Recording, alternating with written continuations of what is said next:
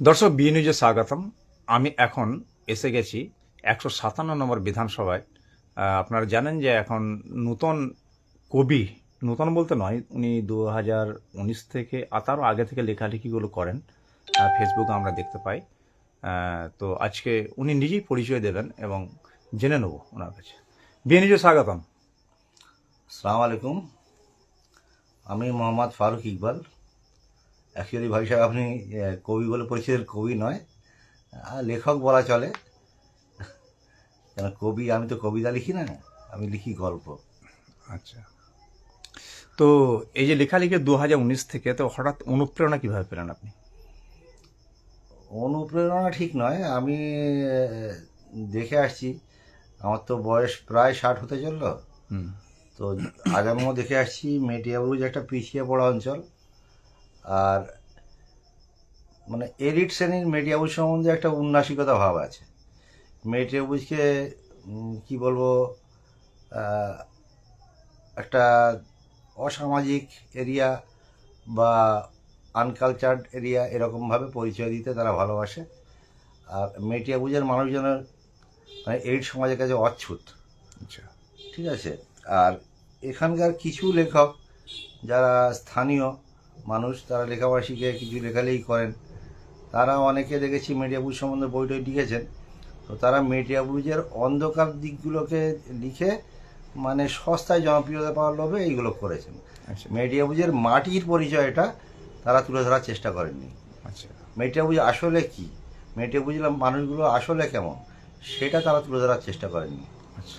আর কিছু গবেষক টবেষক এসেছেন, তারা গবেষণা করতে এসেছেন মেটিয়াবুজ সম্বন্ধে। তো তারা মেনলি ওয়াজেদ আলী শাহ নিয়েই গবেষণা করে বেরিয়ে গেছেন। হুম। আর যদিও বা কেউ কেউ মেটিয়াবুজের সাধারণ মানুষ সম্বন্ধে আগ্রহী হয়েছেন, তারা মানে ওপর শোনা কথার ওপর নির্ভর করে তাদের তত্ত্ব সাজিয়েছেন। আচ্ছা। আচ্ছা। ঠিক আছে। তো আমি মেটিয়াবুজে আজন্ম বসবাস করে আসছি, আমি যতটা মেটিয়াবুজ সম্বন্ধে জানি, আমি সেটাকে সাধারণ মানুষের সামনে তুলে ধরার চেষ্টা করতেই ফেসবুকে আসায় লেখালেখি করা, আচ্ছা। আচ্ছা। যাতে মেটিয়াবুজের আসল পরিচয়টা মানুষ জানতে পারে, এই উন্নাসিক ভাবটা চলে যায়। আপনার যে বইয়ের নামটা কি রেখেছেন? আমার বইটার নাম রাখা হয়েছে মেটিয়াবুজ দর্জি মহল্লার কত কথা। আচ্ছা, তো এটা কবে প্রকাশিত হতে যাচ্ছে এটা? এটা আনুষ্ঠানিক প্রকাশ হবে এই বছর বইমেলায়, মানে 25-এর বইমেলায়, আচ্ছা। 5ই ফেব্রুয়ারি 4টের সময়। আচ্ছা। আচ্ছা, তো একটা তো বই লিখতে গেলে সহযোগিতার প্রয়োজন পড়ে, তো আপনি কার কি ধরনের অবশ্যই। সহযোগিতা পেয়েছেন আপনি?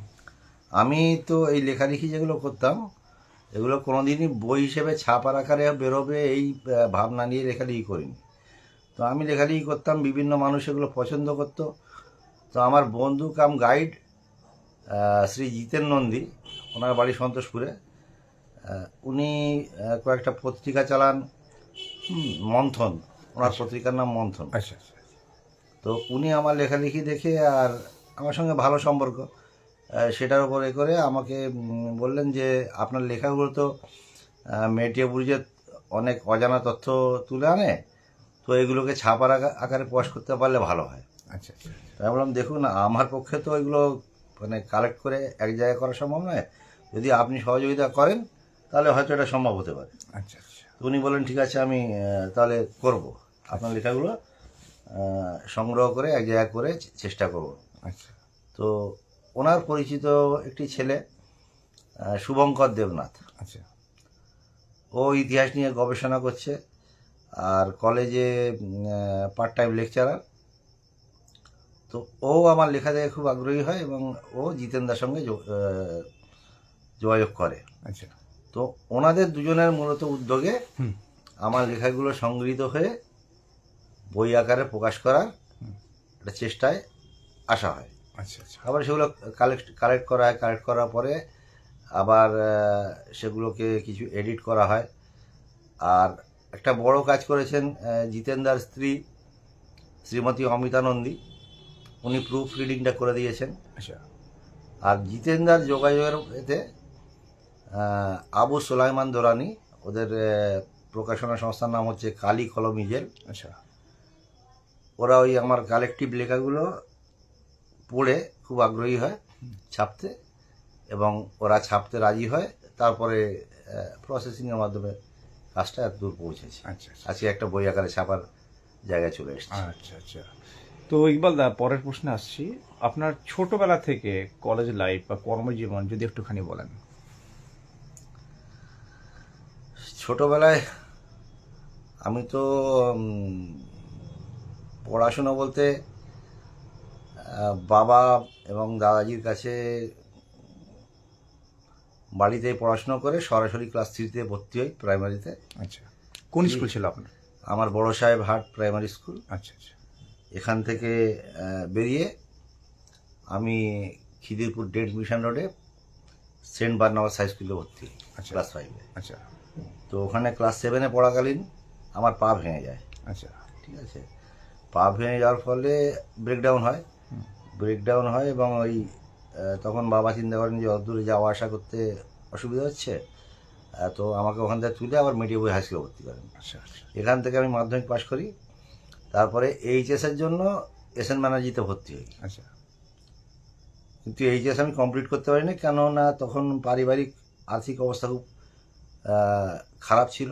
আচ্ছা বাবার সহযোগিতার প্রয়োজন ছিল, যদিও বাবা চাননি, হুম তবু আমি নিজের উদ্যোগেই কাজের দিকে ঝুঁকেছিলাম, আমাদের দর্জির কাজের দিকে। আচ্ছা আচ্ছা ফলে পড়াশোনায় মানে কি বলবো, একটু ঢিলে হয়ে, হুম যার ফলে আমি কৃতকার্য হতে পারিনি এবং এতেই চলে আসি দর্জির কাজে। আচ্ছা আচ্ছা আচ্ছা জি, আপনার সেই যে সময়টা, সেই সময়তে এখান থেকে যোগাযোগ ব্যবস্থা বা লেখাপড়ার যেটা অবস্থান, হুম, সেই সম্পর্কে কি বলবেন?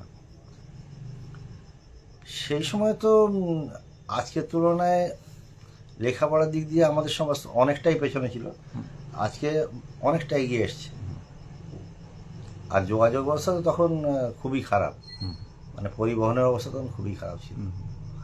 রাস্তাঘাট এবং আজকে এই যে যোগাযোগ দর্জি ব্যবস্থা। পাড়ায় হুম।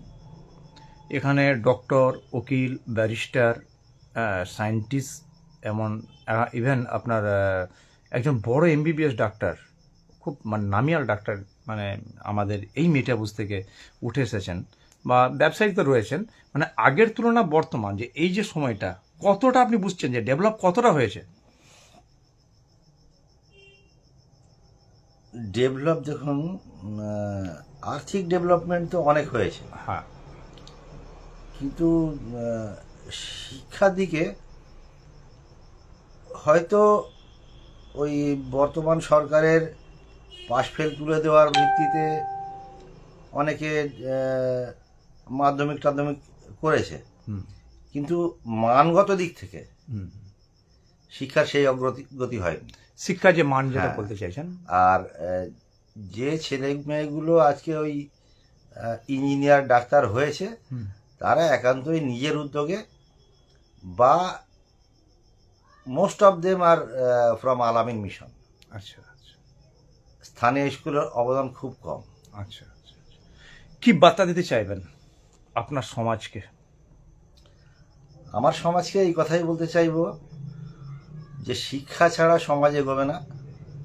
শিক্ষা বলতে সত্যিকারের শিক্ষা, প্রকৃত শিক্ষা যেটা। হ্যাঁ, প্রকৃত শিক্ষা, মানে শুধু নিজের জীবনকে এগিয়ে নিয়ে যাওয়া শিক্ষা নয়, শিক্ষা অর্জন করার সঙ্গে সঙ্গে সমাজকে আমার হাতে হাত ধরে এগিয়ে নিয়ে যাওয়ার চেষ্টা করতে হবে। সেই শিক্ষা অর্জন করতে পারলে তবেই আমাদের সমাজ এগোবে, নইলে আজকে যে অবস্থা আছে আগামী দিনে আরও খারাপ অবস্থা আসবে। ঠিক। আপনার যে বই প্রকাশ হতে যাচ্ছে, বইটার মধ্যে মূলত কি আছে, আপনি কি নিয়ে আপনি লিখেছেন, এটা মানে বিশেষত্বটা কি আছে? বইটা আমাদের দর্জি সমাজের বিভিন্ন দিককে তুলে ধরেছে। আচ্ছা দর্জি সমাজের কালচার, তাদের জীবিকা, তাদের বৈবাহিক সম্পর্কের ব্যাপার, তাদের চারিত্রিক দিক, এবং বিশেষ করে আমাদের যে ভাষা, আঞ্চলিক ভাষা, সেটাকে তুলে ধরা হয়েছে। আচ্ছা আচ্ছা আচ্ছা। অনেক অনেক আর সব ধন্যবাদ। থেকে বড় কথা হুম যেটা আমি তুলে ধরার চেষ্টা করেছি, ওই যে ওয়াজেদ আলী শাহ কেন্দ্রিক মিডিয়া বুজ, হুম হুম। তার বাইরে যে একটা মিডিয়া বুজ আছে, সেটাকে আমি মেনলি তুলে ধরার চেষ্টা করেছি। আচ্ছা আচ্ছা ওয়াজেদ আলী শাহ এসেছিলেন এখানে 1856 সালে। মিডিয়া বুজ তারও 200 বছর আগে থেকে আছে। গুড।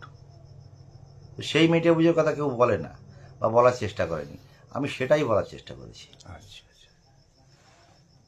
দর্শক দেখতে থাকুন বিএ নিউজ।